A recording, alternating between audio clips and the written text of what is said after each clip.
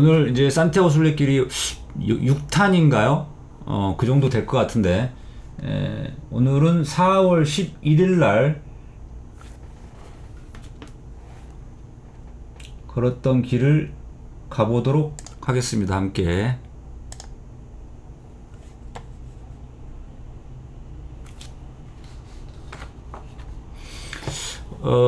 요거 전에 잠깐 4월 10날 밤에 있었던 이야기를 지난번에 제가 빼먹었는데, 그거 조금 말씀드리고, 4월 10일 밤에 있었던 사진이 없어요, 지금 보니까.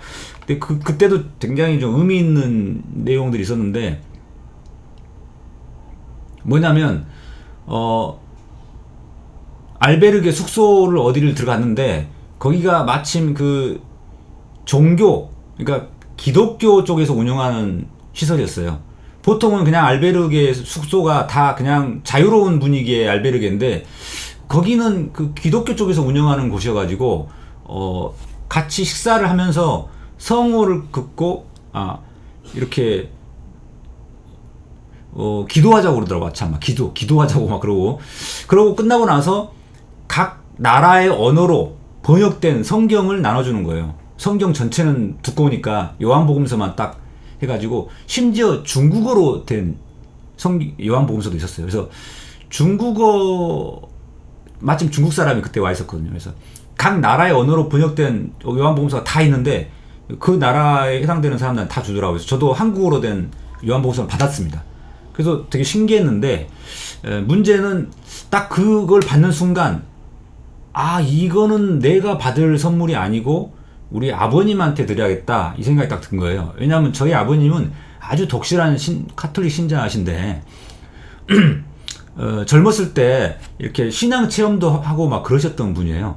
심지어 우리 아들이 셋인데 세 명의 아들 중에 한 명이라도 신부님이 됐으면 좋겠다, 이런 생각까지 하실 정도로 굉장히 신앙이 투철하신 분이었고, 제가 대학 시절에 카톨릭 학생회 활동을 하면서 신학책 이제 같이 보고 막 했으니까, 그게 책꽂이에 몇 개 있다 보니까 그걸 딱 보시더니 혹시 저보고 신학교 갈 생각 없냐고 그러시는 거예요.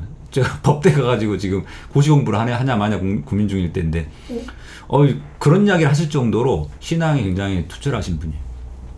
그런 집안에서 자라다 보니까 저는 어렸을 때부터 자연스럽게 이게 성호 굽고 밥 먹을 때 성호 굽고 뭐 미사 참여하는 게 당연한 것으로 이렇게 여기며 살아왔는데, 그러면서 카톨릭 학생회 활동도 하고 그러던데, 갑자기 그 순례길에서 요한복음서를 받아보는 순간, 이게 신앙이란 게 과연 나한테 뭔가, 이 생각이 갑자기 드는 거예요. 그러니까 제가 성당에 다니고 카톨릭 학생회 다니고 하는 게 사람들이 좋아서 다니기는 맞는데, 그래도 신앙이란 게 뭔지도 이제 알게 됐고, 그런데 내가 힘들고 할 때 신앙이 저한테 딱히 큰 도움을 주진 않았어요. 인생에 어떤 여러 가지 힘든 일이 닥쳤을 때, 그때마다 어떤 다른 형태의 것들로 제가 이제 많이 그 힘든 상황을 넘기고 했는데, 신앙이라는 게 저한테는 사실 저희 아버님이 신앙 체험했던 것만큼 절실하지는 않았던 것 같다는 생각이 들어서, 사실 그때부터 내가 아버님이 원하는 그런 이렇게 생활, 미사를 가거나 또 밥 먹을 때 성호를 긋거나 이런 것들을 아버님이 원하시는데, 저는 딱히 그러고 싶지는 않다는 생각이 갑자기 들어가지고, 사실 그 무렵부터, 그 전부터 그랬지만은, 지금까지 이제 냉담 생활하고 있어요. 냉담. 잘 안 나간다 이거죠. 하여튼 그래서 신앙이란 거에 대해서 신앙이 나한테 어떤 의미가 있는지를 그때 다시 생각해 봤어요.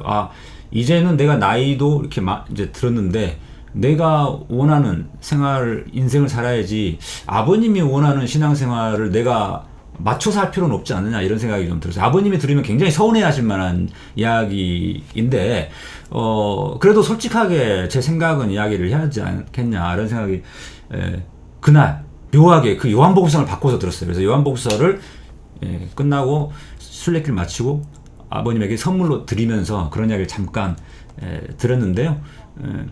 부모님에 의해서 어떤 영향을 받아서 신앙생활을 하게 될 수는 있는데, 결국은 자기가 느껴야지 신앙생활도 제대로 할 수 있고, 뭐 좀 집중적으로 할 수 있는 것이지 부모님이 원하는 신앙생활을 계속 이어갈 수는 없다는 생각은 들었었어요. 뭐 저도 이렇게 하다가 어느 순간 언젠가는 또 다시 신앙에 복귀, 다시 귀의할 수도 있겠죠.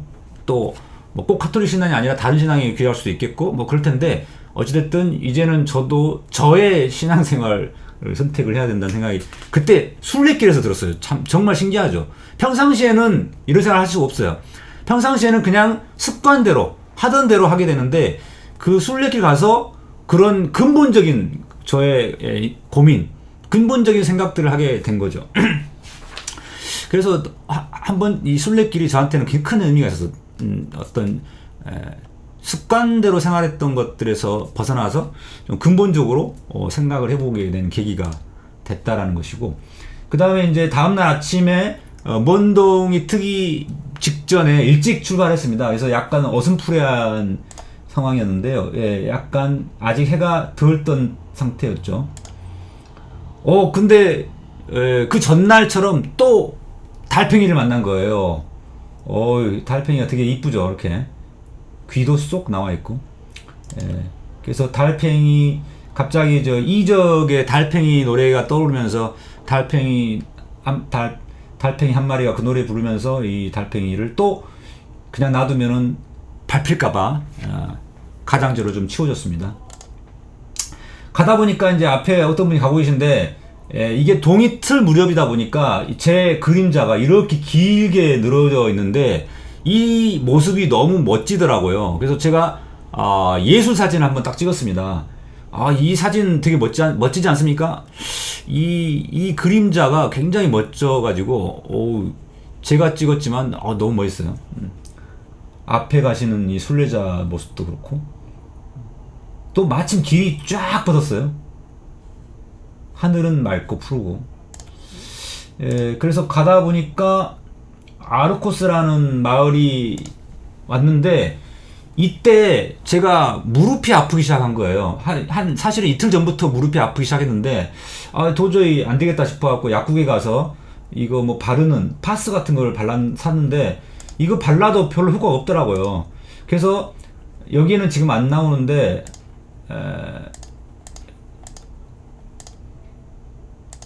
이 마을이었을 거예요. 아마 이쪽 마을쯤에 가다 보니까 가서 다른 약국을 또 갔어요. 다른 약국 갔더니 이 무릎 보호대를 추천하더라고요.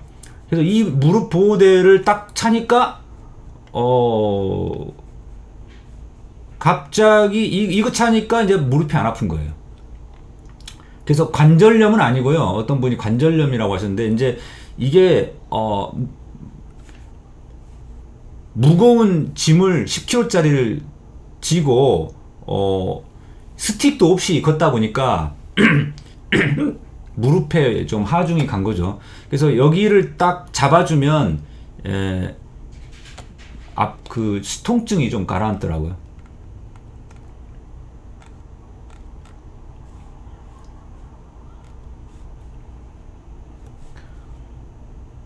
그 다음에 또 굉장히 인상 깊었던 장면인데 가다 보니까 이 돌이 엄청나게 막 모여 있고 여기에 보면 하얀색들이 막 이렇게 너저분하게 널려져 있는데 이게 뭐냐면 다 편지들이에요.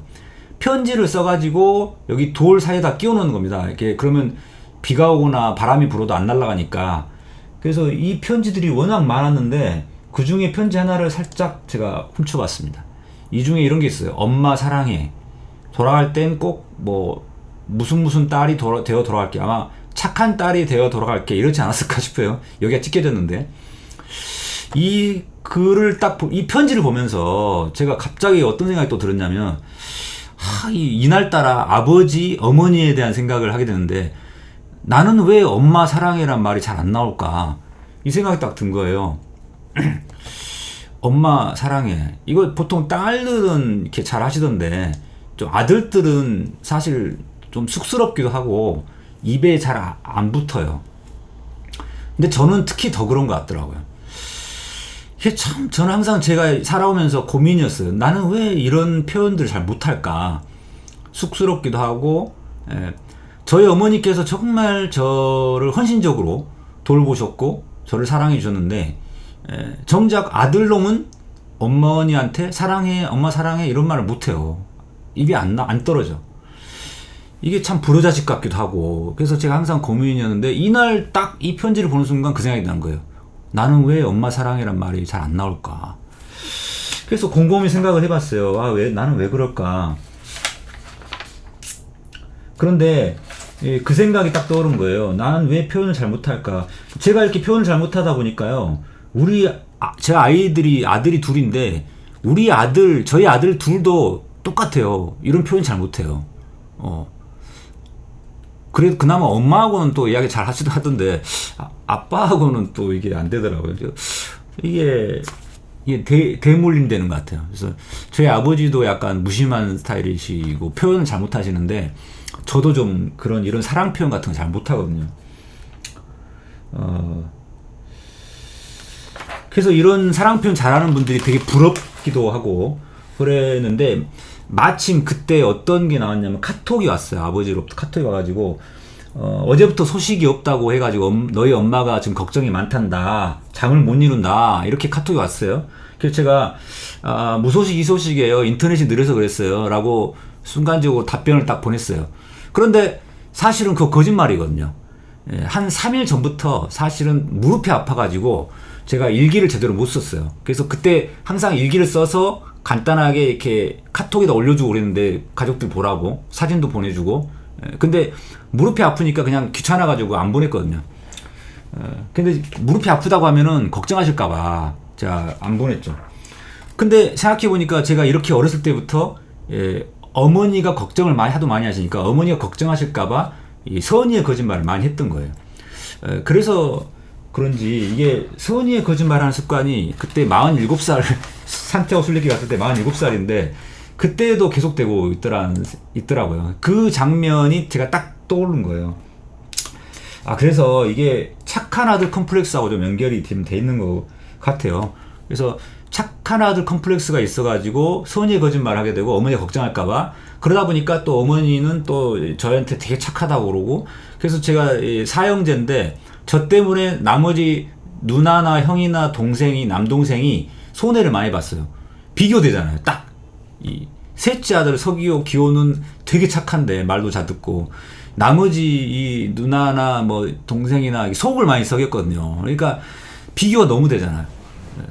그래가지고 저 때문에 우리 누나나 동생, 형이 좀 손해를 봤는데 너무 미안하다는 생각이 이때 딱 드는 거예요. 그래서 여러분, 선의의 거짓말이 꼭 좋은 게 아니다, 이 생각을 이때 하게 됐습니다. 근데 지금도 사실은 제가 엄마 사랑해라는 표현을 잘 못하는데 영원한 숙제예요, 저의. 어떻게 하면은 이런 사랑 표현이 잘 나올까. 혹시 정답 알고 계시는 분 있으면 알려주세요, 저한테. 카톡으로 사랑하라고 하셔요, 뭐 이런 분도 계시네요.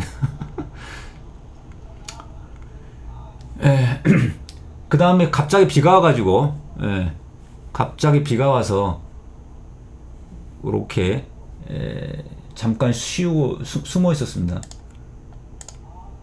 그러고 나서 이제 숙소에 돌아가가지고 마침 그날은 또 외국 사람들이 많이 몰려 있더라고요. 다 여기 프랑스에서 오신 여성분 있고, 여기가 아마 일본 사람이었던 걸로 기억이 나는데 나머지는 다 외국분, 서양 분들이시고. 그래서 이제 뭐 재밌게 이런저런 이야기 하다가 뭐 잘 안 되는 영어 그냥 손짓 발짓 해가면서 바디 랭귀지로 막 이런 이야기를 하는데 이 프랑스 여성분이 이제 그런 이야기 하는 거예요. 자기가 한국에서 제가 왔다니까 한국의 어떤 여성이 프랑스 국경에서부터 산티아고까지 14일 만에 갔다더라, 뭐 그런 이야기를 해요. 그래서 그런 게 도저히 믿을 수 없는데, 그렇게 되면 하루에 거의 60km씩 갔다는 이야기인데 거의 날아갔다는 이야기가 된다 그러면, 그랬더니 혹시 어느 한국 여성으로부터 직접 들었냐 했더니 그런 건 아니라고, 그냥 들은 이야기라고. 취조 본능이 갑자기 튀어나왔었습니다. 전에 들은 거면 그냥 전설인 거죠. 그러면서 갑자기 프랑스에서 온 여자분이라서 혹시 소피 마르소 하냐고 그랬더니 잘 안 되는 거예요. 사실 제가 소피 마르소 팬입니다. 제가 중학교, 고등학교 다닐 때 완전 스타였죠. 조금 젊으신 분들은 잘 모를 수도 있는데 프랑스 여배우 소피 마르소가 있어요. 책받침에 막 들고 막 다닐 정도 그런 사람인데, 그 3년 전에 제가 우연히 소피 마르소 영화를 다시 보게 됐는데, 라붐인가? 아, 유코릴 러브. 라붐? 유코릴 러브는 확실한데. 그때 제가 소피 마르소에 다시 한번 푹 빠져들은 적이 있었습니다.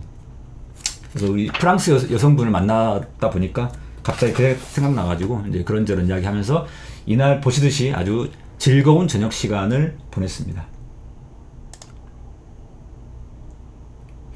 여기는 일본 남자인데 일본 남자하고 무슨 이야기 많이 했던 것 같은데 기억은 잘 안 나요. 일본 남자였던. 아, 그리고 밤에 이제 집에 자려고 보니까 발가락에 물집이 엄청 생겼더라고요. 그래가지고 물집 생긴 거 치료하느라고, 요 물집 생긴 거 치료하는 방법은 여기다가 바늘로 쿡 쑤셔가지고 실에 끼워가지고 실에다 딱 끼워요. 그러면 실을 타고 이 물집 안에 있는 물이 쫙 빠져나갑니다. 그래서 여기가 꼭 눌러주죠. 그런 식으로 한 하루 이틀 지나면 자연스럽게 여기가 나서요. 그런 치료법이 있는데, 그렇게 하고 어떤 분이 같이 잠자는 미국에서 오신 노신사분이 이거 발에다 끼는 골무를 알려주더라고요. 그래서 이거 약국에 사가지고 이제 끼우고, 그렇게 하고 다음날 이제 또 출발을 하게 됐습니다. 여기까지 마치겠습니다.